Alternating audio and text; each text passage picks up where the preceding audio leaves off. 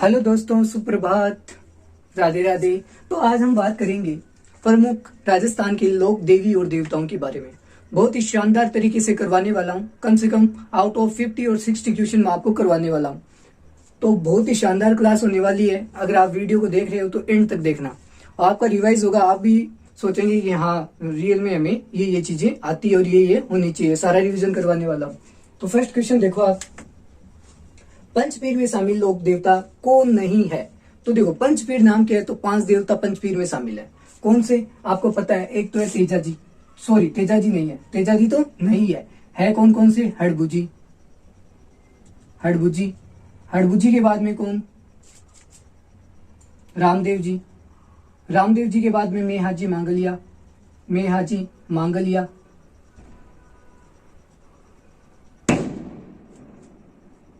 मेया जी मांगलिया हो गए। और कौन कौन से है आपके? और गोगा जी हो गए,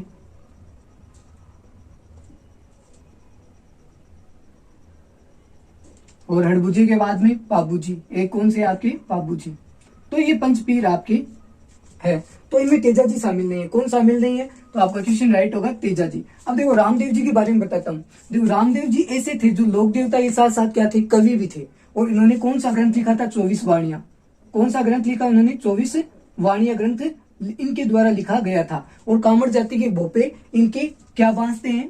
रावण हत्या से इनके क्या बांधते हैं? ब्यावले बांधते हैं। क्या बांधते हैं? ब्यावले बांधते हैं। और फावड़े किसके बांधते हैं? तो वो बांधते हैं हड़बुजी के। तो ये आपको कंफ्यूज नहीं होना है, ठीक है? तो ये चीजें आपको याद होनी चाहिए। और इनकी जो डाली बाई थी वो कौन थी? डाली बाई इनकी धर्म बहन थी। कौन थी? डाली बाई इनकी धर्म बहन थी। और जो कि कौन सी जाति की थी? तो मेघवाल जाति की। इन्होंने जाति पाति का भेदभाव मिटाया था और डाली बाई को अपनी बहन बनाया। तो ये क्वेश्चन भी काफी बार छपते हैं। और इनकी एक शिष्या थी, उनका नाम क्या था? आई माता, जिन्हें हम क्या कहते हैं? आई माता कहते हैं। और आई माता ने कौन सा पंथ चलाया था? नीम के नीचे इन्होंने आयड पंथ चलाया था, नीम के नीचे चलाया था। और इनकी लो से क्या टपकती है? केसर टपकती है। तो ये चीजें आपको याद होनी चाहिए। और इनका मंदिर बिलाड़ा जोधपुर के अंदर इनका मंदिर स्थित है। फिर बात करते हैं आगे। ये तो पंचपीर की बात हो गई। फिर बात करते हैं राजस्थान का छोटा राम देवरा कौन सा कहलाता है? या किसी छोटा राम देवरा कहते हैं। तो देखो ये हो जाएगा खुड़ियास अजमेर के अंदर। छोटा राम देवरा कहाँ पे? राजस्थान का छोटा राम देवरा तो वह है खुड़ियास, खुड़ियास गांव। अब ये खुड़ियास गांव है कहाँ पे? तो ये खुड़ियास गांव है अजमेर के अंदर। कहाँ पे है? अजमेर के अंदर। तो एक क्वेश्चन आपको इनसे देखने को मिलेगा कि अजमेर हो गया, खुड़ियास अजमेर के अंदर क्या है? छोटा राम देवरा है। और बड़े की बात करते हैं तो बड़ा राम देवरा कहाँ पे है? जैसलमेर। बड़े रामदेवरी की बात करते हैं तो वो कहाँ पे? जैसलमेर के अंदर रामदेवरा स्थित है। तो ये चीजें आपको पता होनी चाहिए। फिर बात करते हैं, देखो रूनेचा कहाँ पे? जैसलमेर में। तो ये रामदेवरा रूनेचा के अंदर स्थित है। फिर बात करते हैं रामदेव जी की शिष्य जिन्होंने आई पंथ की स्थापना की। मैंने अभी बताया था रामदेव जी को कौन थी शिष्य? आई माता थी। और इनकी जोत से केसर टपकती है। और इनका मंदिर कहाँ पे आई माता का? तो आई माता का मंदिर है जोधपुर बिलाड़ा, जोधपुर बिलाड़ा के अंदर इनका मंदिर है। जोधपुर बिलाड़ा के अंदर इनका मंदिर है। और इनके ही लो से केसर टपकती है। फिर आगे चलते हैं। फिर बात करते हैं किस लोक देवता को लक्ष्मण का अवतार माना जाता है? देखो मैं अवतार की बात आती है तो मैं सबको बताऊंगा कि किन देवता को कौन सा अवतार माना जाता है। लक्ष्मण का अवतार किन्हें माना जाता है? तो वो है पाबू जी। किन्हें माना जाता है? पाबू जी। अभी वो पाबू जी की बात आती है तो देखो मैं पाबू जी की बात बताता हूँ। देखो पाबू जी क्या मानते हैं? ऊंटों का देवता भी मानते हैं। क्या मानते हैं? ऊंटों का देवता। और पाबू जी को लक्ष्मण का अवतार भी मानते हैं। लक्ष्मण का अवतार भी।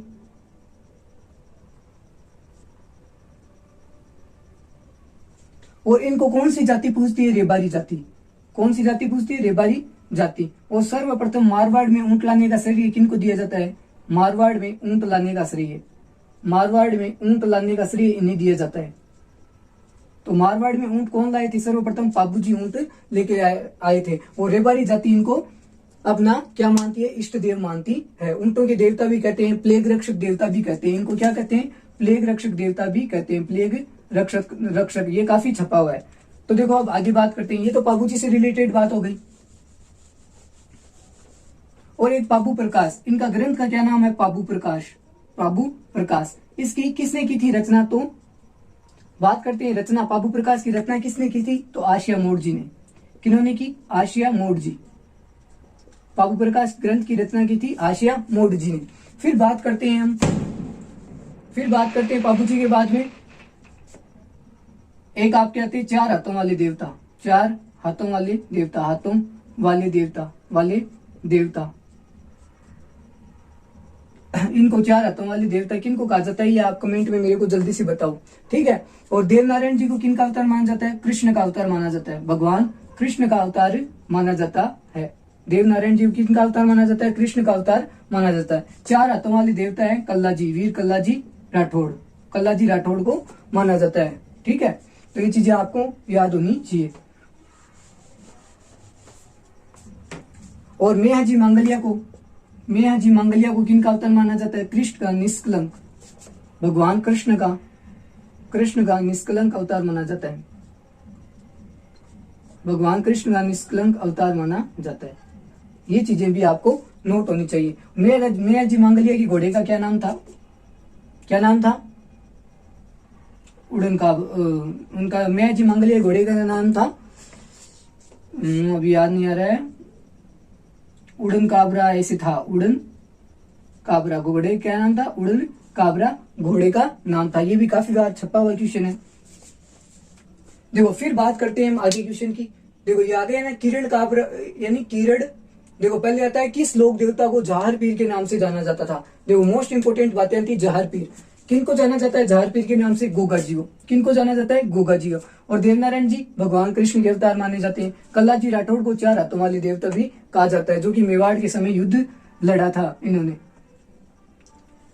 फिर बात करते हैं गोगा जी की। देखो जहार पीर की उपाधि किसने दी, गोगा जी को उपाधि किसने दी थी, गोरी ने, मोहम्मद गजनी ने।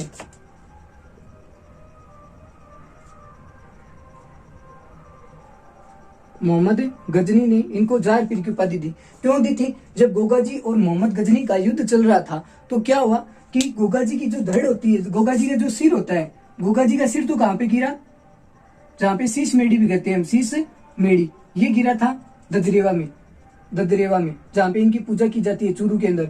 और इनका सिर तो यहाँ पे गिर गया था। और धड़ इनका जो धड़ था वो कहां तक लड़ता लड़ता कहां चला गया, नौहर हनुमानगढ़ तक इन्होंने युद्ध किया, हनुमानगढ़ तक इन्होंने बिना सर के युद्ध किया था। तो इनकी धड़ मेढ़ी कहां पे है, इनकी धर्मेडी कहां पे है, नौहर हनुमानगढ़ के अंदर स्थित है। तो ऐसे ही आश्चर्यजनक चीजें मोहम्मद गजनी ने देखी तो इनके मुख से क्या निकला था कि ये तो जहार पीर है, जो कि मुस्लिमों में सर्वश्रेष्ठ माना जाता है। जहार पीर की उपाधि दी थी, किनकी उपाधि थी, जहार पीर की उपाधि इनने दी थी, किन्होंने, मोहम्मद गजनी ने। तो ये भी आपको बात याद होनी चाहिए। और कभी कभी क्वेश्चन ऐसे बनता है कि ऐसा कौन सा लोक देवता है जिसके साथ मोहम्मद गजनी का राजस्थान के अंदर युद्ध हुआ था, तो वो गोगा जी थे। कौन थे, लोक देवता गोगा जी। ये बातें आपको पता होनी चाहिए। शीश मेढ़ी गदरेवा चूरू में है और नौहर हनुमानगढ़ में धड़ मेढ़ी इनकी है। फिर बात करते हैं आगे, किरण काबरा किन लोक देवता ही घोड़े का नाम है। अभी मैंने बताया था किनके हैं, मेहा जी मांगलिया। और गोगा बप्पा किनकी घोड़ी का नाम था, तो वो थी गोगा जी। और केसर कालमी किनकी घोड़ी थी, केसर कालमी। ये आप मेरे को कमेंट में बताओ, केसर कालमी किसकी घोड़ी का नाम था, ये आप अभी बताना है। फिर बात करते हैं आगे, तिलवाड़ा बाड़मेर में किस लोक देवता का पशु मेला बढ़ता है। देखो तिलवाड़ा बाड़मेर में किन लोक देवता का बढ़ता है, मल्लीनाथ जी। किनका बढ़ता है, मल्लीनाथ जी। इनका तो बढ़ता है तिलवाड़ा बाड़मेर। और ये बहुत बार पूछा गया है, वेरी मोस्ट इंपोर्टेंट क्वेश्चन है कि तिलवाड़ा मल्लीनाथ जी का मेला कहां पे बढ़ता है, तो तिलवाड़ा बाड़मेर। और सबसे प्राचीन मेला है ये, कौन सा है, प्राचीन मेला है, राजस्थान का प्राचीनतम मेला है। फिर बात करते हैं तल्लीनाथ जी का क्या है, पांचोटा गांव जालोर के अंदर इनका मेला बढ़ता है। तल्लीनाथ जी, कंफ्यूज मत होना, तल्लीनाथ जी का मेला कहां पे लगता है, पांचोटा जालोर के अंदर इनका मेला लगता है। फिर बात करते हैं आगे, देखो मोस्ट क्वेश्चन आया अभी, बाबारी दूज, यानी बाबारी दूज कब मनाई जाती है, तो बाबारी दूज मनाई जाती है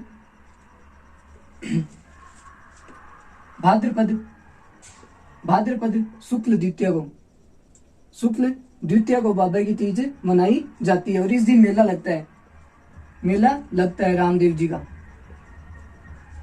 जी का मेला लगता है। और कहां तक चलता है? एकादशी तक इनका मेला चलता है। तो ये बातें आपको पता होनी चाहिए। और रामदेव जी ने किस पंथ की स्थापना की? कामड़िया, जाति पाति का भेदभाव मिटाने के लिए कामड़िया पंथ की स्थापना की थी। और इन्होंने ही सातलमेर के अंदर भैरव राक्षस की क्या की थी?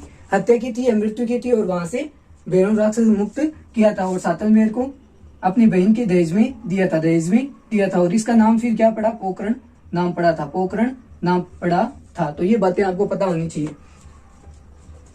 भाद्रपद शुक्ल द्वितीया को रामदेव जी का मेला लगता है, जिसे बाबेरी दूज भी कहा जाता है। और इनकी ध्वजा को क्या कहते हैं? इनकी जो पचरंगी ध्वजा होती है, पचरंगी ध्वजा को क्या कहते हैं? नेजा कहा जाता है।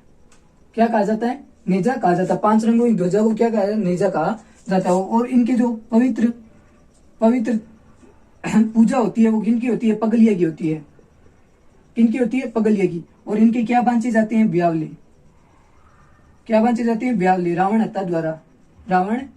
हत्या वाद्य यंत्र द्वारा। ये कौन सा वाद्य यंत्र? ये तंत्र वाद्य यंत्र। रावण हत्या कौन सा है?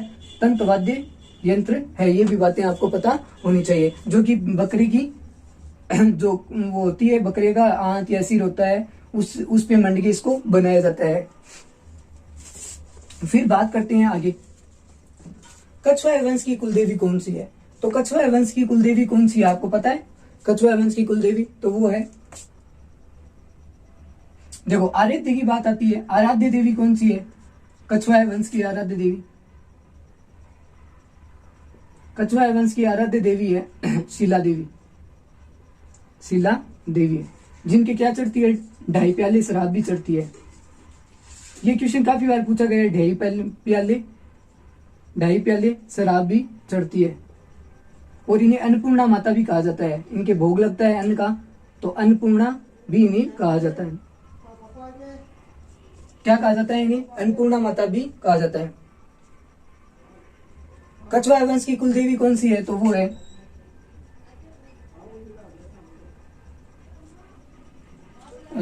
इनकी है इनकी क्या है? दुल्ले राय। इनका क्या नाम था? सॉरी मेरे को अभी याद नहीं आ रहा है। दुल्ले राय क्या नाम था इनका? कछवाए वंश की कुलदेवी का नाम था, जिन्हें दुल्ले राय की लड़की थी वो। देखो मेरे को याद आती है, मैं बताऊंगा, आप बताओ कुलदेवी का नाम क्या है? अभी याद नहीं आ रहा है। अगर ऑप्शन होता है तो मैं बता देता। अभी दिमाग में कितनी चीजें चलती है तो साथ में। फिर बात करते हैं, देखो बीकानेर के राठौड़ वंश की आराध्य देवी। बीकानेर के राठौड़ वंश की आराध्य देवी कौन सी है?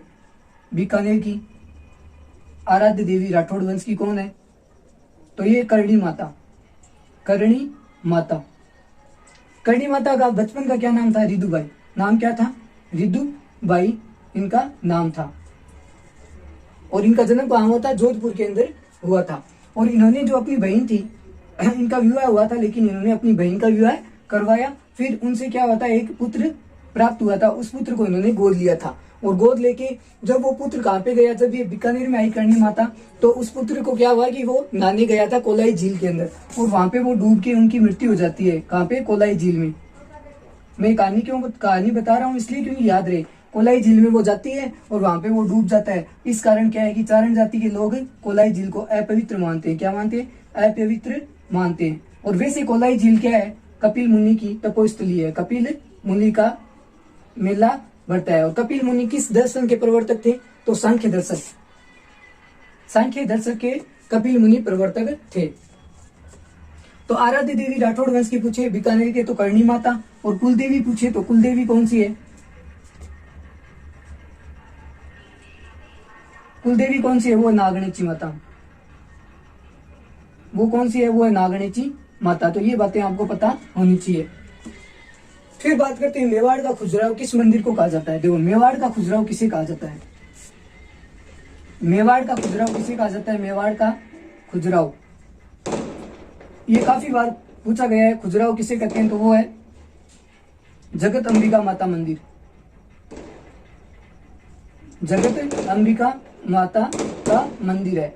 किनका माता का मंदिर है? जगत अंबिका माता के मंदिर को क्या कहते हैं? मेवाड़ का खुजराव कहते हैं। फिर आगे चलते हैं। देखो लांगुरिया लोकगीत किस लोक देवी से संबंधित है। देखो अब मोस्ट इंपोर्टेंट बात आती है लांगुरिया लोकगीत। क्या आती है? लांगुरिया लोकगीत। लांगुरिया लोकगीत किस देवी से संबंधित है? वो है केला देवी। वो क्या है? केला देवी से संबंधित है। इनका मंदिर कहाँ पे है? तो कैसे केला देवी, कैसे करौली। कहाँ पे इनका मंदिर? करौली के अंदर स्थित है। और इन्हें क्या कहते हैं? इनका मंदिर कौन सी पहाड़ पर है? तो त्रिकूट पहाड़ पर है। ये काफी कंफ्यूज होती है। त्रिकूट पहाड़ पर इनका मंदिर स्थित है। और त्रिकूट पहाड़ी पे जैसलमेर का, अगर पहाड़ी आए तो पहाड़ी पे कौन सा है किला? वो है जैसलमेर का। वो क्या है? जैसलमेर का किला है। और केला देवी जो माता है उनको यहाँ पे क्या लगता है? लांगुरिया लोकगीत गाया जाता है। काफी पूछा गया कि लांगुरिया लोकगीत कहाँ पे गाया जाता है? तो केला देवी के मंदिर में गाया जाता है। और कहाँ पे मंदिर है? करौली में मंदिर है। त्रिकूट पहाड़ पर स्थित मंदिर है। लांगुरिया गीत इनसे संबंधित है। फिर बात करते हैं आगे। 10 सिर व 54 हाथ वाली कुल देवी। 10 सिर, देखो 10 सिर और 54 हाथ वाली कुल देवी। 54 हाथ वाली कुल देवी ये किनकी कुल देवी थी? तो ये ठाकुर कुशाल सिंह। ठाकुर कुशाल सिंह, कुशाल सिंह की कुल देवी थी, या चंपावतों की, या चंपावतों की कुल देवी थी। और इनको क्या कहते हैं? सुगाली माता। क्या नाम था? सुगाली माता। और इन्हें 1857 की क्रांति की माता भी कहा जाता है। 1857 की क्रांति की माता भी कहा जाता है। इनका मंदिर कहाँ पे था? आहुआ के अंदर। कहाँ पे था? आहुआ पाली के अंदर। सुगाली माता का मंदिर था आहुआ पाली। अभी वर्तमान में भी कहाँ पे है? पाली में है। पहले इस मूर्ति को ले जाया गया था 1857 की क्रांति में अंग्रेजों द्वारा। फिर क्या हुआ कि अभी जो वसुंधरा राज्य थी तो उन्होंने वापस आहुआ में इसको स्थापित किया था। तो सुगाली माता थी, चंपावतों की कुल देवी है, ठाकुर कुशाल सिंह की भी थी। 10 सिर 54 हाथ वाली कुल देवी इनको कहा जाता है। फिर देखो दधी माता का मंदिर कहाँ पे है? मोस्ट क्वेश्चन है ये भी कि दधी माता का मंदिर, दधी माता का मंदिर कहाँ पे है? वो है गोट मांगलोद। कहाँ पे? गोट मांगलोद, नागौर के अंदर है। कहाँ पे है? गोट मांगलोद, नागौर के अंदर दधी माता का मंदिर है। और ये किन की कुल देवी? ये है, ये जो दादीच ब्राह्मण होते हैं, दादीच ब्राह्मणों की ये कुल देवी है। कौन है? दधी माता मंदिर गोट मांगलोद नागौर के अंदर स्थित है। तो मैंने देखो आपको बहुत सारी आज चीजें करवाई है, तो आप रिवीजन करना इनका। कराने को तो बहुत सारी चीजें करवा सकते हैं, लेकिन थोड़ा थोड़ा करेंगे तो ही सारे क्वेश्चन हमको याद होंगे। धन्यवाद।